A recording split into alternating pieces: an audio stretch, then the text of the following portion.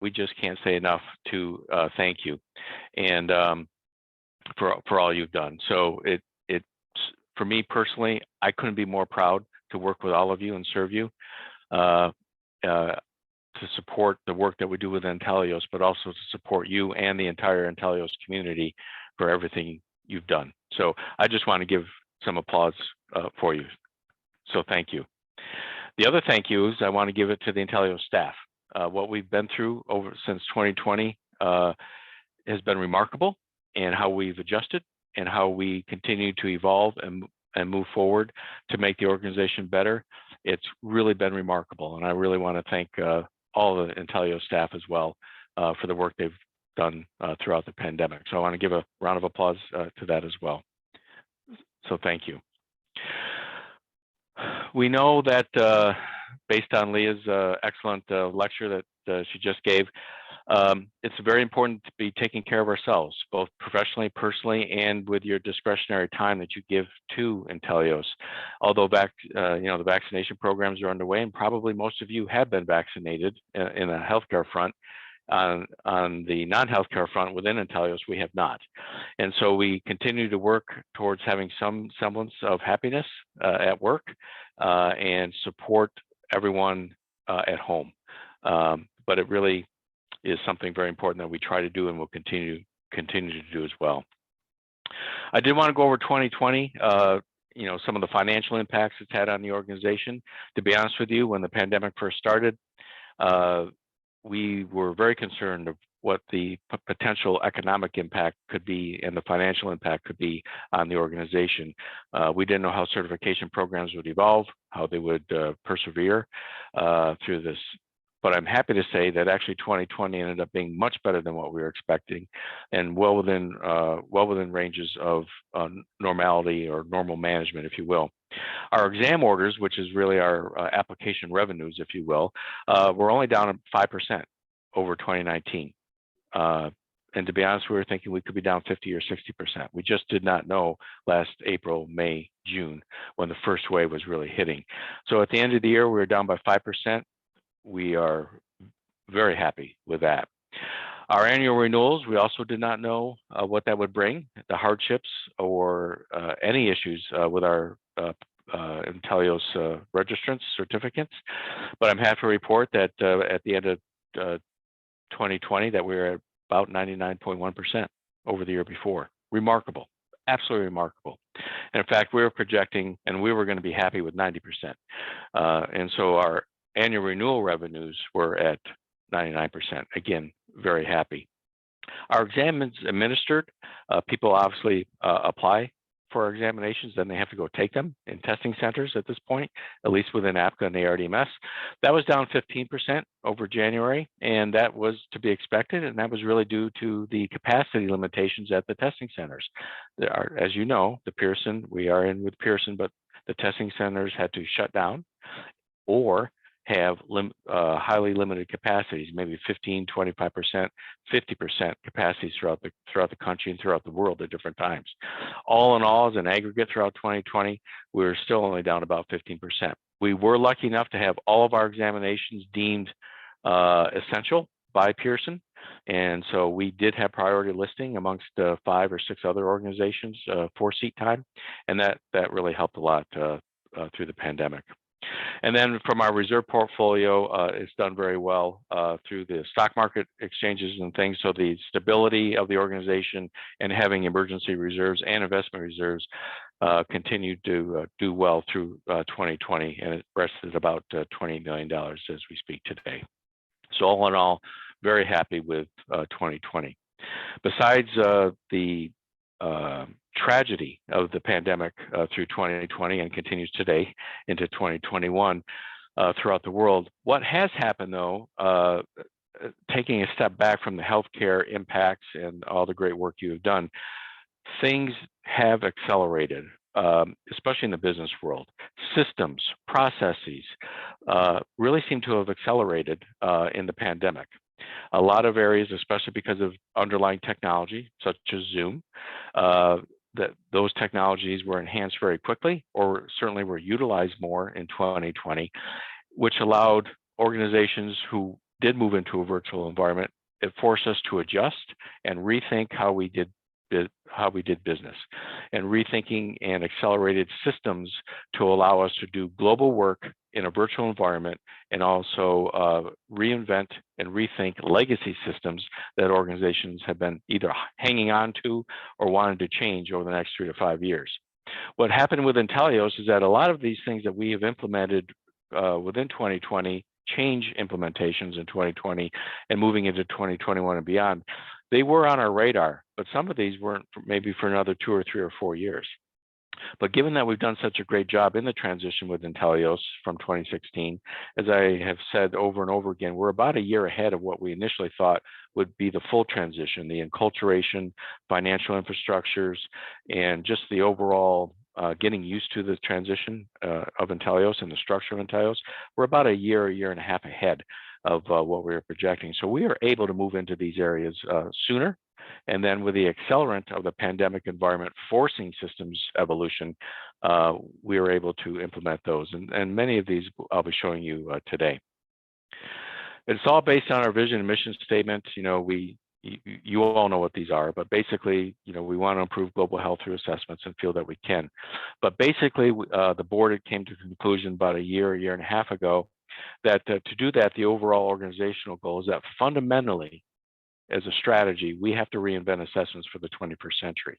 What we do know is that your typical multiple choice questions going into a secured testing center, brick and mortar testing center environment as a core is not sustainable. That will have to change. And then what role are we going to play with Inteleos to make these assessments to meet the needs of our healthcare communities around the world? It's all based around, as I've shown this before, the proficiency triad, in which, to obtain proficiency, you do need education, training, certification, and continued learning and proficiencies in those areas. And obviously, continued learning proficiencies is more thought of as maybe maintenance of certification programs. We have to be engaged. What we have learned is that we have to be much more engaged in all areas of the triangle to be successful and to be sustainable for us to fulfill our mission of having healthcare professionals being proficient that we certify.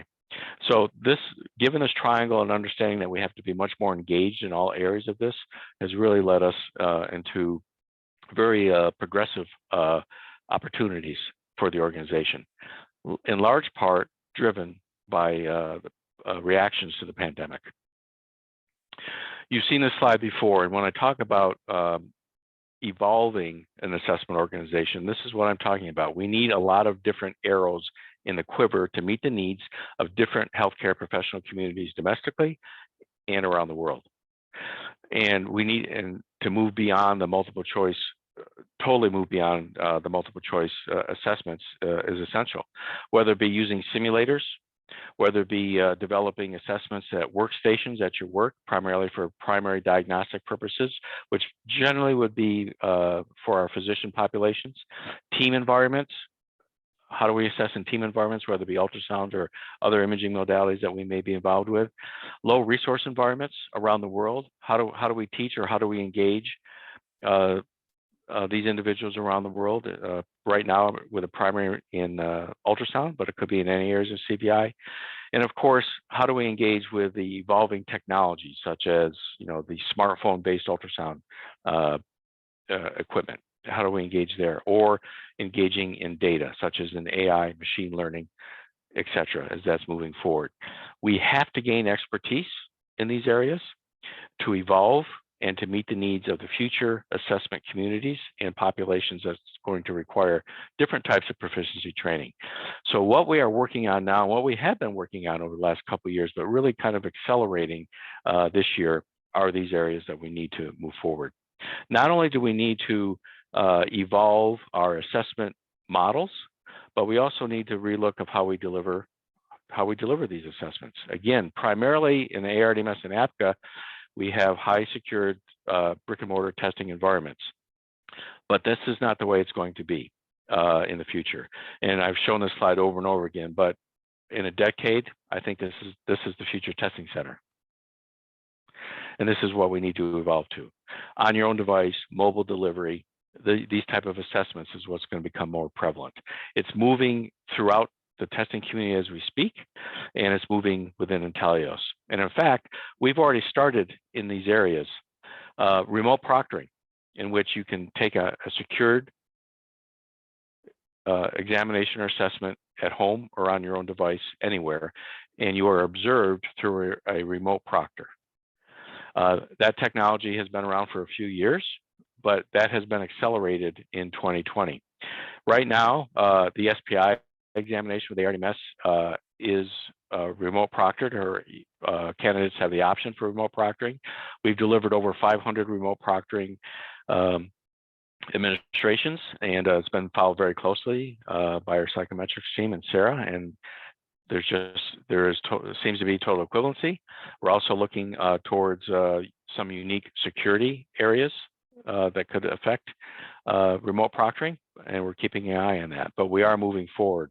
And in fact, our windowed examinations in Q1, Q2 of 2021 will be remote proctored. And eventually over the next, let's say 14 to 18 months, all of our examinations will have the option of remote proctoring. That in large part will diminish the need for brick and mortar testing centers. And that is, again, that is true throughout the testing community.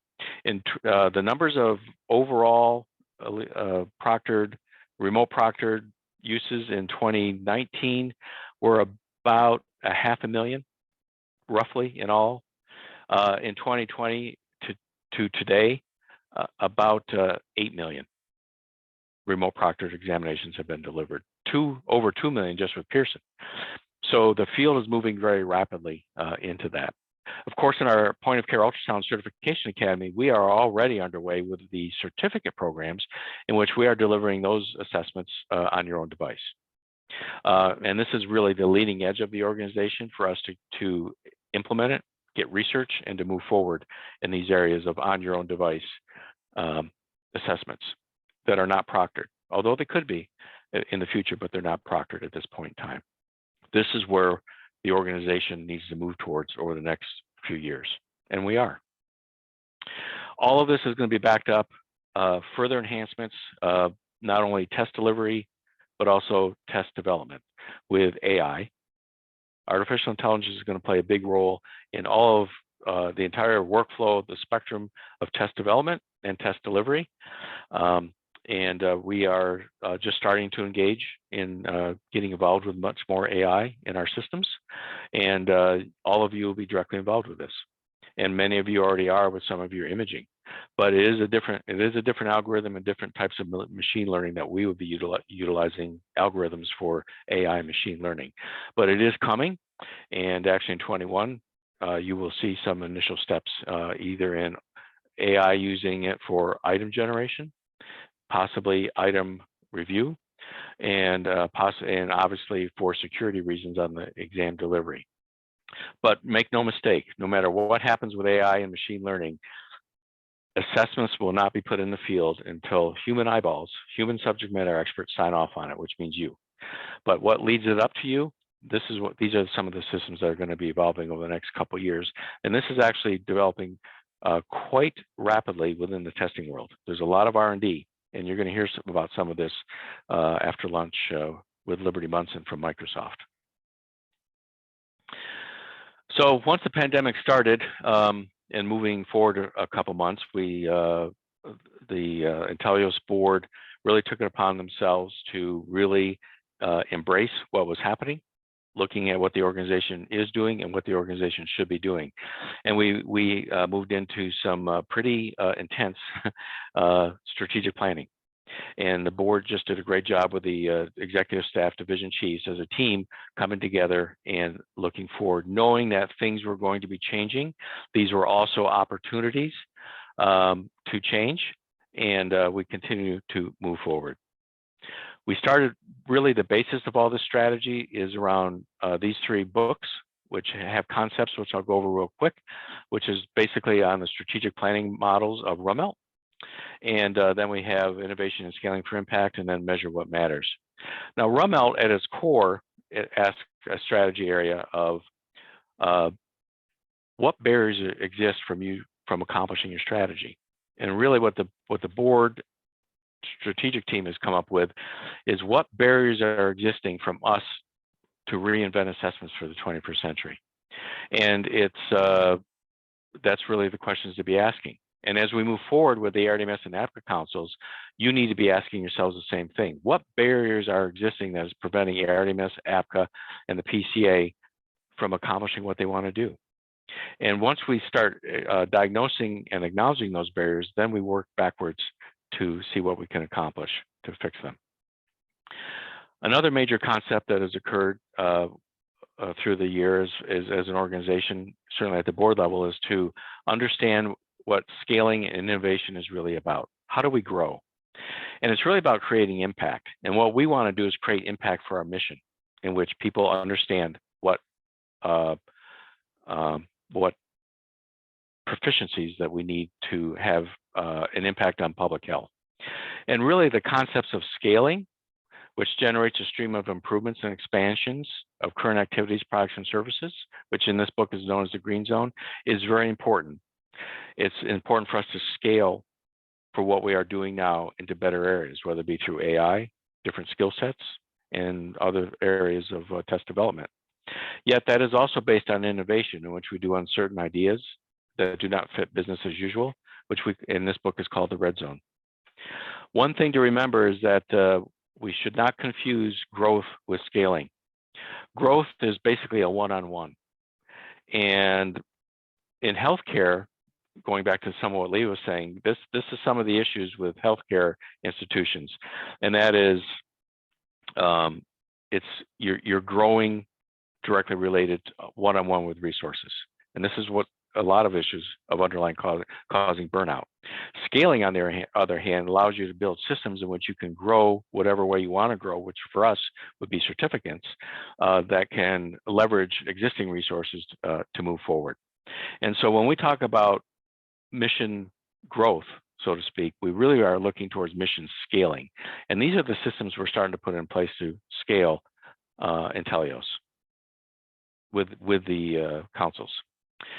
So overall, with scaling and strategy based on RUML, the board really deals with strategy is about how an organization will move forward.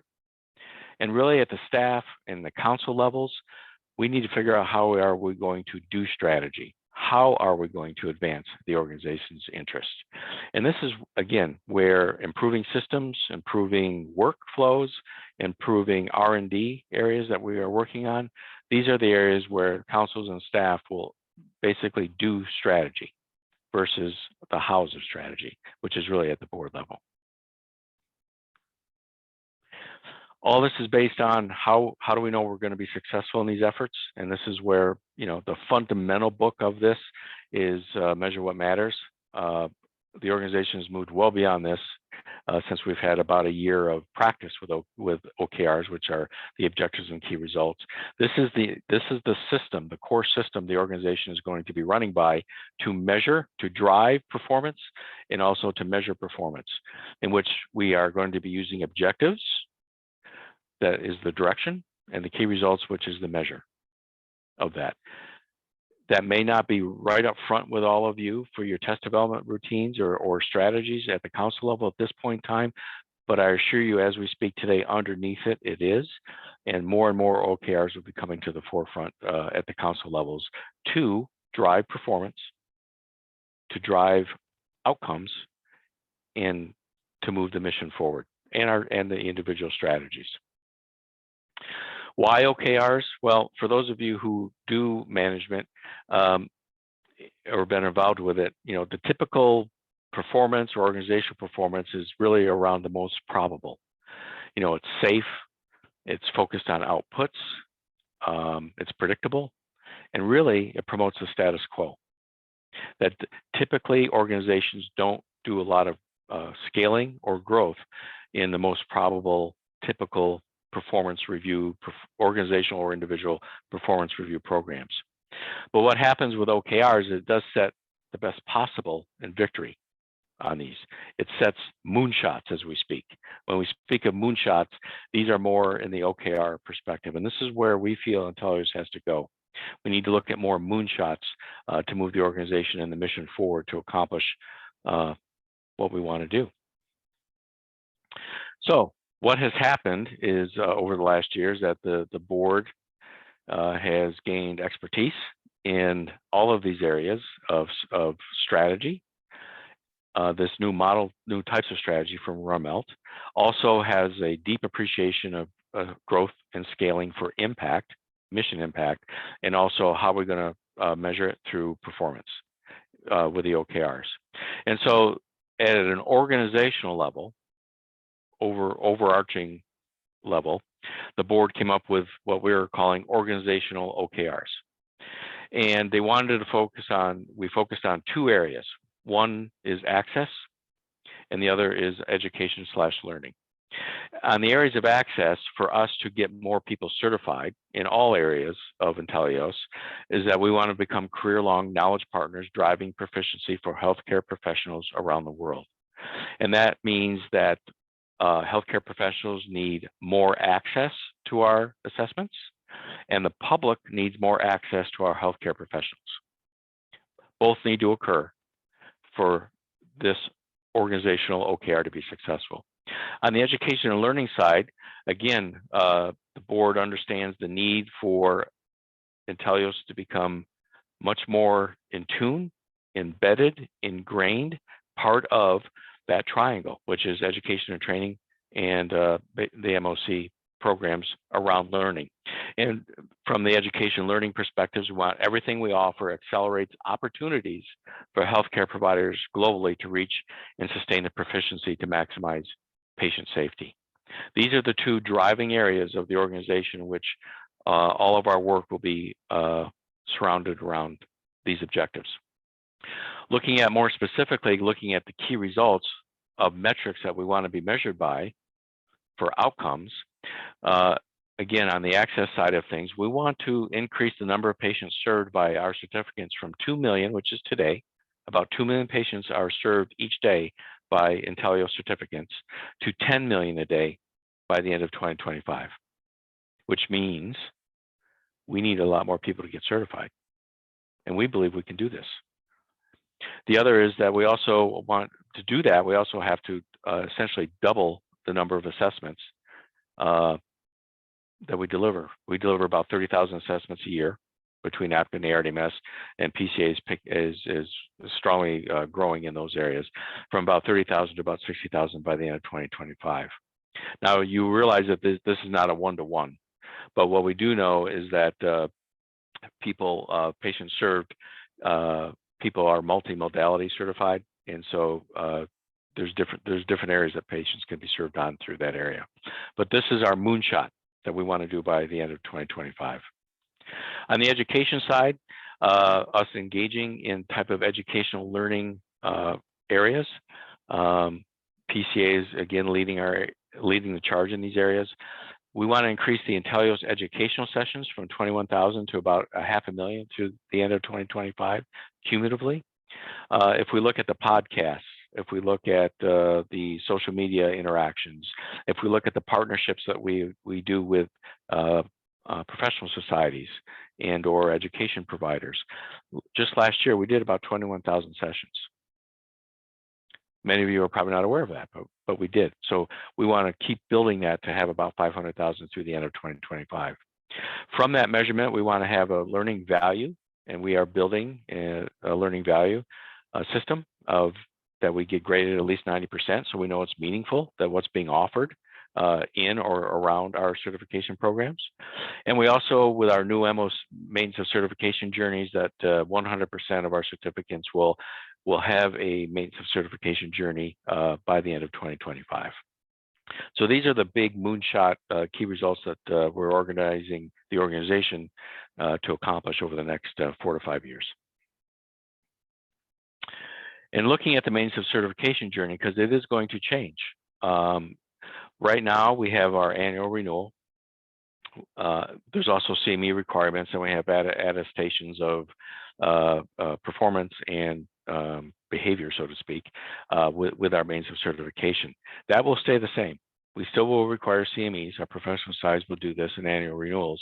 But what we don't have is the learning and assessment side in the maintenance of certification, which we feel is so important for the future.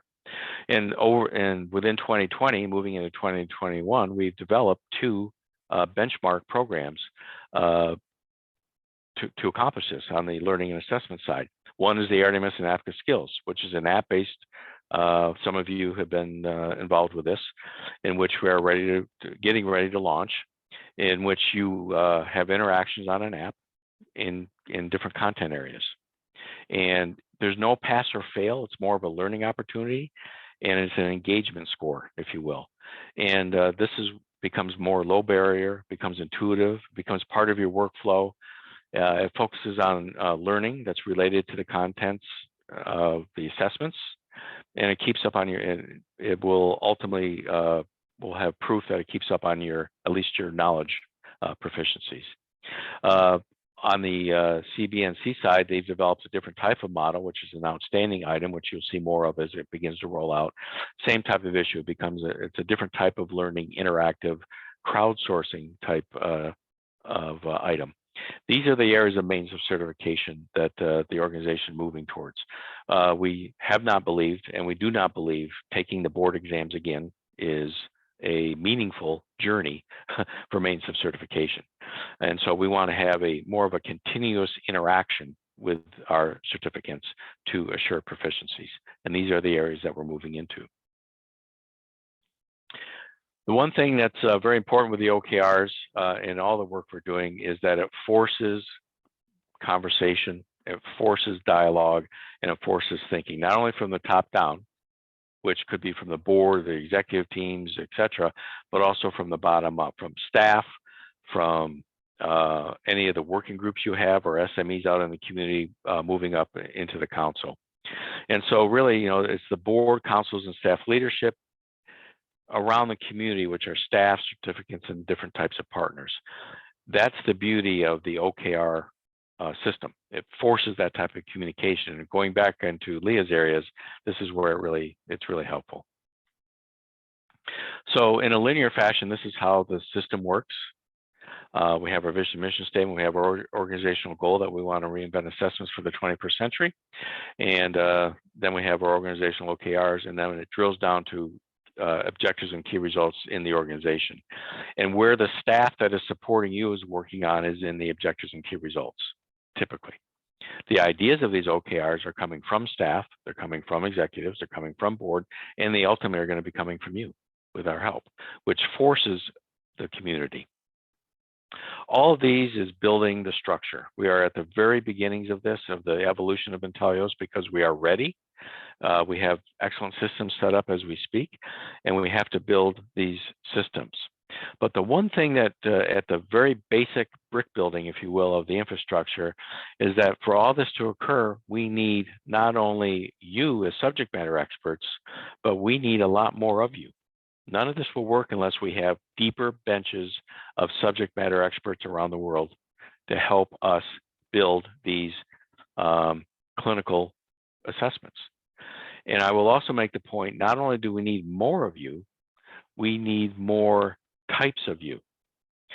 And although we have good gender diversity within the volunteer core of Inteleos, and there's good clinical diversity in the volunteer core of Inteleos, we do not have good cultural or ethical diversity in the volunteer core at Inteleos.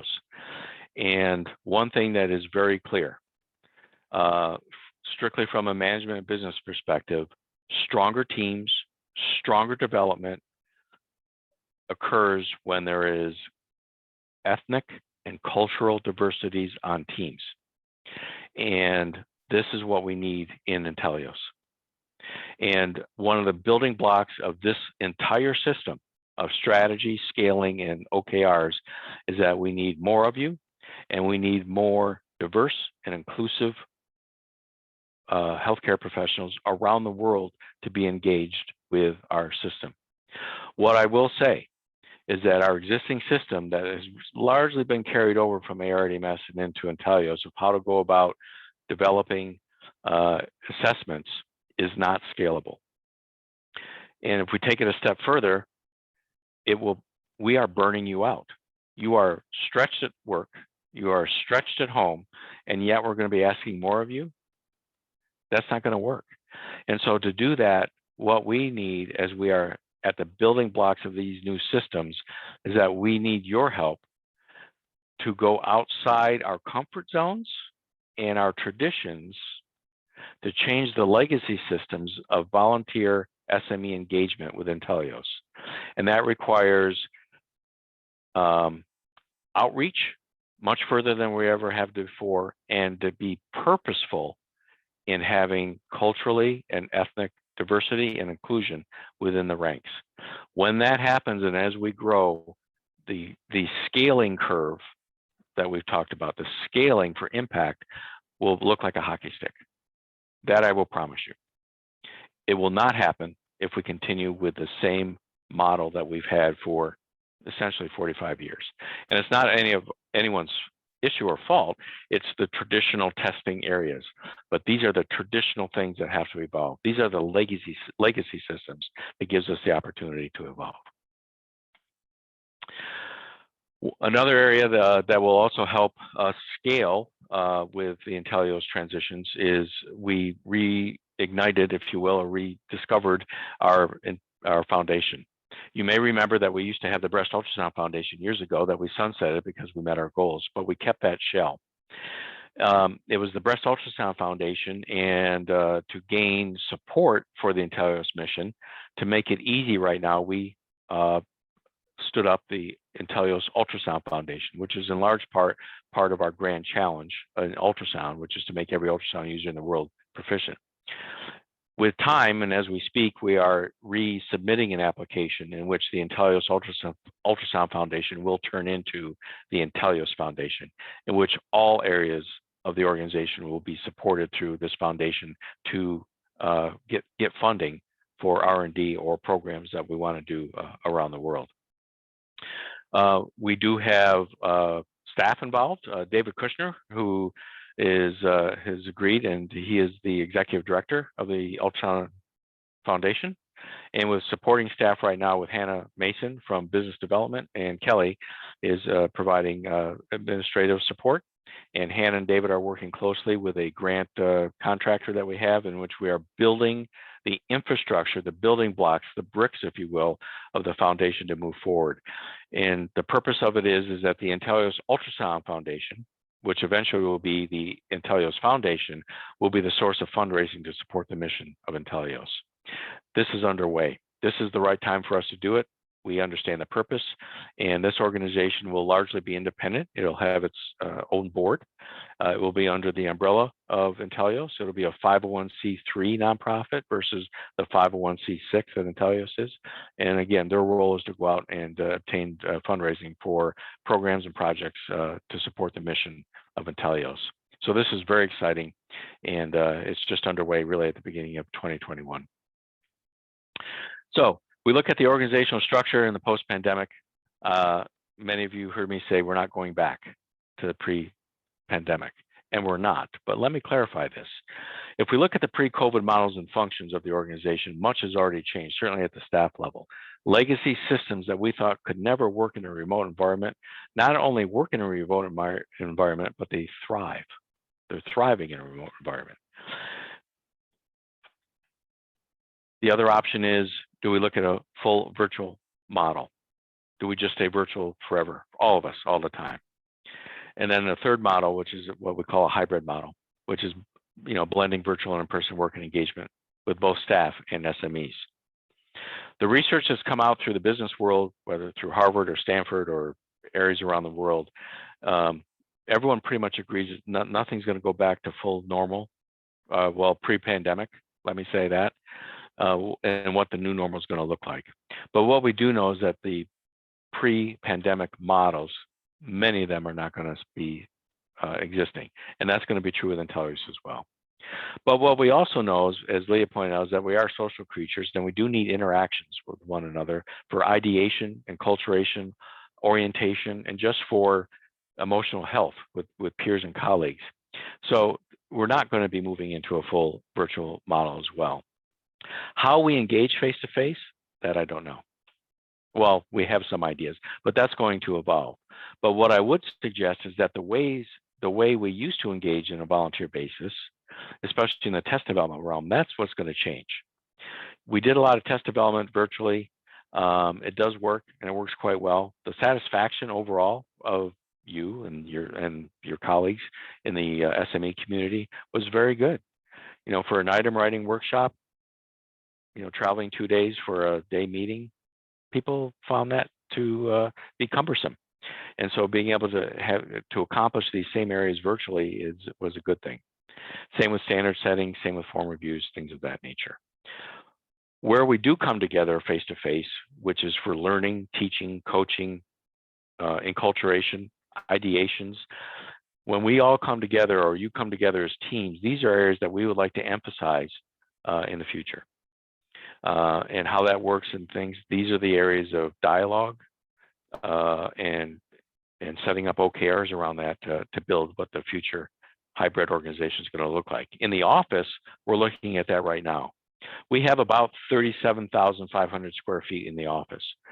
What we're struggling with, as with any other business, is that with the new normal in a post-pandemic world, will we need all that office space? Because at least for the staff that's in the Mid-Atlantic area that come to the office, they're probably only going to maybe be in the office a couple of days a week. That's their wishes. And so how do we adjust to that? And how do we adjust to have meaningful engagements, face-to-face engagements with our volunteers and amongst each other? These are questions that we need to work out, and we are working out. So here's the ask of this talk. We are at the very building blocks of OKRs. The success of OKRs is going to be dependent on all of us working together. And the purpose of it is to strengthen and expand the Inteleos mission. It's also in hopes to make life easier, more interactive, more fun, more rewarding for all of you in these areas, because the legacy systems pre-pandemic, coupled with where the organization is going based on board organizational OKRs and strategies, the existing systems, the legacy systems are not scalable. And this is what we have to evolve. But yet we want to obtain all of the skills, enthusiasm, and love for one another as we move forward. And so what we're going to need is that we're going to need more subject matter experts in all areas of existing and future programs at Inteleos. We need to develop new recruitment and retention strategies and programs. We need to increase the size and depth of all item pools across all assessments. As with any certification organization, I've been in the business for 20 years. I've never met one certification organization that has said that their item pool is primo. We're deep. We have no issues. Doesn't work. Doesn't happen. But what we do know here in Inteleos, we need to have a deeper item pool, and that's only going to come with a deeper SME pool, and that's only going to come with a deeper, increased number of SMEs, and it's also going to happen exponentially with a more diverse and inclusive SMEs. And that's why we need to improve diversity and inclusion efforts and actions amongst the board, councils, and working groups moving forward. And this is when we're going to get the hockey stick. It's going to be people power that's going to be the hockey stick, supplemented by unbelievably powerful technology that's out there. And we have the ability to capture a lot of it, but that will only work with improved and more diverse and inclusive people power. And that's what I'm going to be asking all of us to be working on in 2021 as we're building, because that's going to allow us to be as nimble to evolve programs and processes to meet the rapidly changing environments domestically and internationally in healthcare environments around the world. And they are changing. The United States is not alone. Everyone was affected by the pandemic. All the good and the bad of all of our healthcare systems around the world have been exposed. And the public at large is demanding change, and there will be change. And we have to evolve with that. And what we're proposing, we believe, will. So when we're into 2021, typically we've had themes, and we weren't quite sure what those themes would be, even though we're seeing light at the end of the tunnel. Vaccinations are underway. whatever the new normal is going to be, will probably be with us by the end of summer.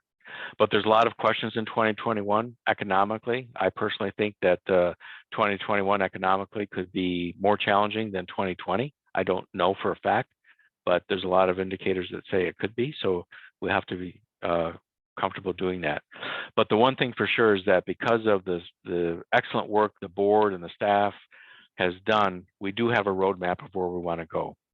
And we have evolved legacy systems to move us quicker along that road. So we have the roadmap, we have the enthusiasm, we have the skill sets, we have you for the 21 theme. And so really the theme that we're going to be using this year, as Heather mentioned it earlier, is perseverance. And that should reflect what we've done in 2020 and how we're moving in 2021.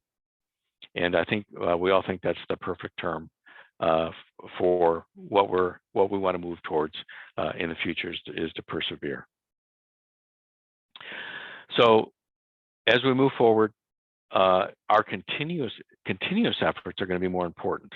Brick by brick by brick, we build the foundation. And right now, what I'm asking all of us is that brick by brick at the council levels, in large part, would be getting more of you involved. And that's getting more of you involved. The deeper the bench, the more diverse and inclusive the bench is, the faster the growth and scalability of this organization will be to meet the future. I always show this slide, no matter what we're doing, it's never going to be a smooth path. There's going to be bumps, barriers, hurdles, disagreements, all that. And that's just reality. And we have to know that moving forward. So that's all I have. That's an overview. Many of these sections could be an hour lecture in themselves, but I just want to give you an overview and congratulate all of you for the work you've done at a professional level at your institutions, for being there for your loved ones and family. And I really want to thank you for the time that you did not have in 2020 and probably even now and moving forward to give your time to Inteleos to have our programs be as successful as they are. And for that, I thank you.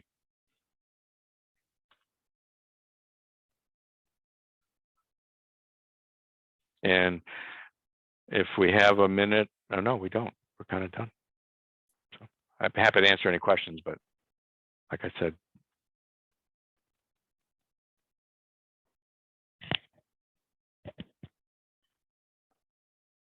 All right, well, I guess it's lunchtime if there's no questions, and we'll be back at 1 o'clock for how technology is shaping the future of assessment with Liberty Munson. That'll be a good one.